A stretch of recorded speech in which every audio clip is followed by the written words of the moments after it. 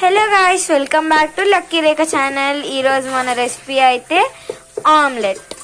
So ఆమ్లెట్కి కావాల్సిన వస్తువులు: గుడ్లు, కొద్దిగా కారం, లైట్గా ఉప్పు, కొంచెం అంటే కొంచెమే పసుపు, తగినంత అల్లం పేస్టు, ధనియాల పొడి, ఇంకా రుచి కోసం కొంచెం సాంబార్ పొడి. ఇప్పుడు తీసుకున్న పదార్థాలన్నీ పక్కకి పెట్టుకొని ఇప్పుడు ఒక బౌల్ని కడుక్కొని గుడ్డుని దాంట్లో వేసేసుకోవాలి. నేనైతే 2 గుడ్లు తీసుకున్నాను, మరొక గుడ్డుని కూడా దాంట్లో వేసేసుకుంటున్నాను. ఇప్పుడు మనం తీసుకున్న పదార్థాలన్నీ ఈ గుడ్డులో అప్లై చేస్తాం. మనం తీసుకున్న పదార్థాలు మరొకసారి చెప్దాం: ధనియాల పొడి, అల్లం పేస్టు, కొద్దిగా పసుపు, ఉప్పు, కారం, సాంబార్ పొడి. సాంబార్ పొడి. ఇప్పుడు అంతా అయిపోయిన తర్వాత బాగా కలుపుకోవాలి. ఇప్పుడు అంతా కలుపుకున్న తర్వాత పెంకని రెడీగా ఉంచుకోవాలి. పెంక మీద కొద్దిగా నూనె వేసుకోవాలి.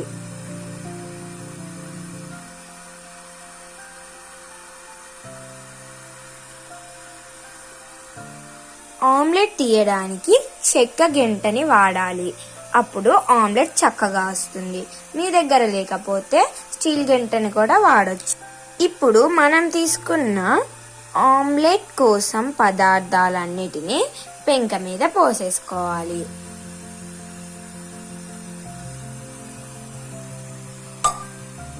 కొద్దిసేపటి వరకు ఆగాలి.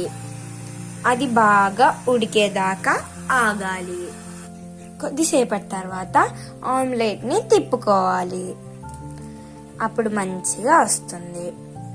ఒక 1 మినిట్ ఆగిన తర్వాత ఆమ్లెట్ ని ప్లేట్లోకి తీసుకుంటే ఇంకా ఆమ్లెట్ అదిరిపోతుంది. ఎక్కువసేపు ఆమ్లెట్ ని కాలనివ్వకూడదు.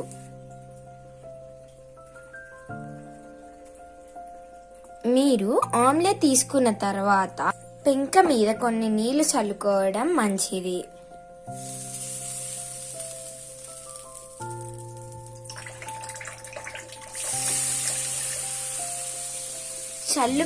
అలా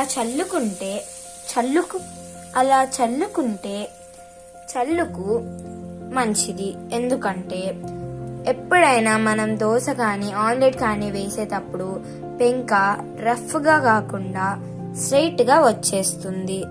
తర్వాత ఆమ్లెట్ ని